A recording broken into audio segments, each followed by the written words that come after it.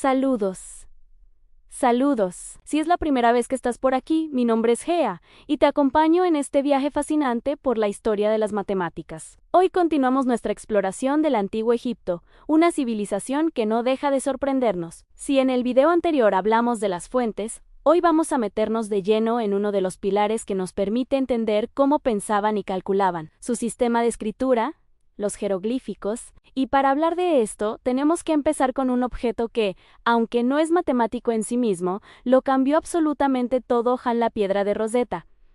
Imaginen la escena, finales del siglo XVIII, en plena campaña napoleónica en Egipto, un soldado francés descubre una estela de granito oscuro, casi por accidente. Lo que no sabía es que esa piedra sería la llave para desvelar los secretos de una civilización milenaria. ¿Por qué fue tan importante? Porque contenía un mismo decreto, del faraón Ptolomeo V, escrito en 3 sistemas de escritura diferentes: en la parte superior, los jeroglíficos sagrados; en el medio, la escritura demótica, que era una forma más cursiva y popular usada en el día a día, y en la parte inferior, el griego antiguo. Aquí está la genialidad del hallazgo. Para entonces, el conocimiento de la escritura jeroglífica se había perdido por completo. Durante siglos, esos símbolos en templos y tumbas eran un misterio indescifrable, pero el griego antiguo sí se conocía. Los eruditos podían leer perfectamente el texto griego de la piedra de Rosetta. Esto convirtió la piedra en una especie de diccionario trilingüe. La idea era simple,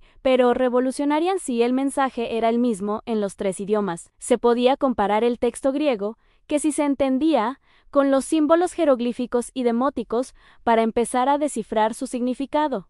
El camino no fue fácil. Fue una carrera intelectual que involucró a varios de los mejores cerebros de la época. Uno de los primeros en hacer avances significativos fue el físico y polímata inglés Thomas Young. Él se dio cuenta de que algunos grupos de jeroglíficos, encerrados en unos cartuchos ovalados, correspondían a nombres de reyes, como Ptolomeo. Fue un gran paso, pero el verdadero avance llegó con el francés Jean-François Champollion. Él era un genio de los idiomas y dedicó toda su vida a este enigma. Champollion, basándose en el trabajo de Young y otros, pero también con una intuición increíble, se dio cuenta de que la escritura jeroglífica no era puramente simbólica, como se había pensado. No cada dibujo representaba una idea completa. En realidad, era un sistema mucho más complejo, en una mezcla de símbolos que representaban sonidos, como nuestras letras, y otros que representaban ideas o conceptos. Al comparar los nombres de los faraones, como Ptolomeo y Cleopatra, en los cartuchos, Champollion logró descifrar el valor fonético de muchos símbolos. Fue un momento eureka, que abrió las puertas a la comprensión de toda la cultura egipcia. Y aquí es donde conectamos directamente con las matemáticas. Una vez que se pudo leer la escritura jeroglífica, se pudieron entender los textos que habían permanecido mudos durante milenios. De repente, las inscripciones en los muros de los templos, los registros en las tumbas y los papiros que habían sobrevivido cobraron vida. Y entre todos esos textos ceremoniales, religiosos y administrativos, aparecieron los números. Se descubrió cómo contaban, cómo medían y cómo registraban sus cálculos. Gracias al desciframiento de los jeroglíficos, pudimos entender su sistema de numeración, que resultó ser sorprendentemente lógico y elegante. Era un sistema decimal basado en potencias de 10, igual que el nuestro.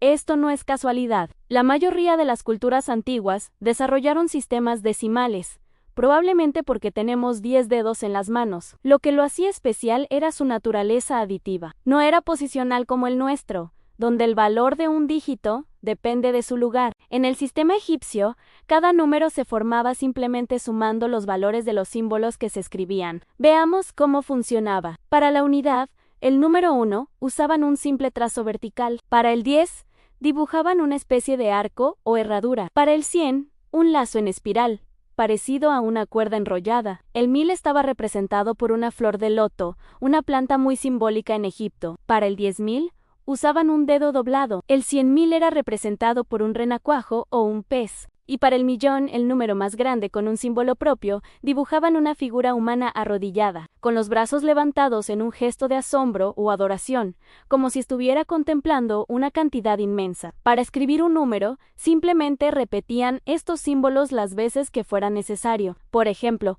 para escribir el número 345, dibujarían 3 lazos del 100, 4 arcos del 10 y 5 trazos verticales de la unidad. El sistema era muy visual y directo. Una de las cosas más curiosas es que el orden en que escribían los símbolos no importaba para el valor del número. Podían agruparlos de manera estética, escribirlos de derecha a izquierda, de izquierda a derecha o incluso en columnas. Como el sistema era puramente aditivo, 345 era lo mismo sin importar si ponían primero las unidades, las centenas o las decenas. Lo único que contaba era la cantidad de cada símbolo. Esto nos demuestra que los egipcios no tenían ningún problema en manejar números muy grandes desde épocas muy tempranas, tan antiguas como las propias pirámides. En las inscripciones se han encontrado registros de cantidades enormes, como el botín de una guerra, donde se habla de cientos de miles de prisioneros, o millones de cabezas de ganado. Por supuesto, hay que ser un poco escépticos. Es posible que algunas de estas cifras estuvieran exageradas con fines propagandísticos para engrandecer las hazañas del faraón. Pero incluso si los números no eran literalmente exactos,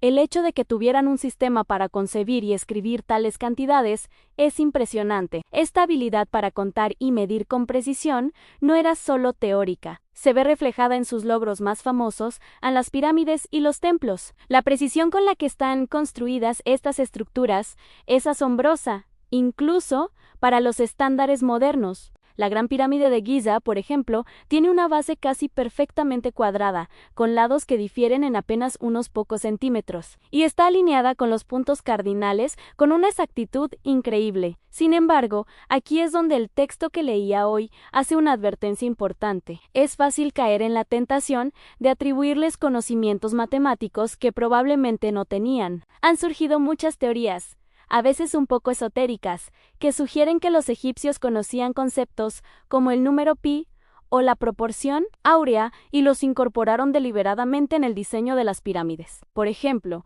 una teoría popular dice que la Gran Pirámide fue diseñada de tal manera que el perímetro de su base dividido por el doble de su altura da un valor muy cercano a pi. Aunque la coincidencia es intrigante, la mayoría de los egiptólogos e historiadores de las matemáticas creen que esto es probablemente una casualidad. Lo que sabemos de las matemáticas egipcias, a través de los papiros que han sobrevivido, nos muestra que su enfoque era eminentemente práctico. Eran maestros en la resolución de problemas concretos, calcular áreas y campus volúmenes de graneros, pendientes de rampas. Su geometría era empírica, basada en reglas y procedimientos que funcionaban, no en demostraciones teóricas abstractas como las que desarrollarían los griegos más tarde. La asombrosa precisión de sus construcciones se logró con métodos ingeniosos y prácticos, no con una teoría matemática avanzada. Y así, todo vuelve al principio. Gracias a esa piedra encontrada en Rosetta, pudimos leer sus símbolos y entender no solo su historia, sino también su mente matemática. Pudimos ver cómo un sistema de numeración basado en dibujos tallado en piedra hace miles de años les permitió administrar un imperio,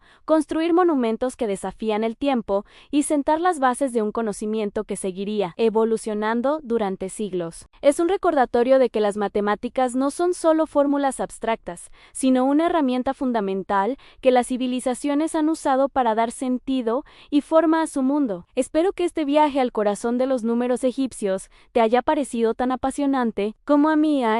La historia de cómo desciframos su lenguaje es casi tan increíble como la propia civilización. Si te ha gustado, no olvides darle a like, suscribirte al canal y compartir este video para que más gente pueda unirse a nuestra exploración. Así podemos seguir descubriendo juntos la increíble historia de las matemáticas. Muchas gracias por acompañarme y nos vemos en el próximo video.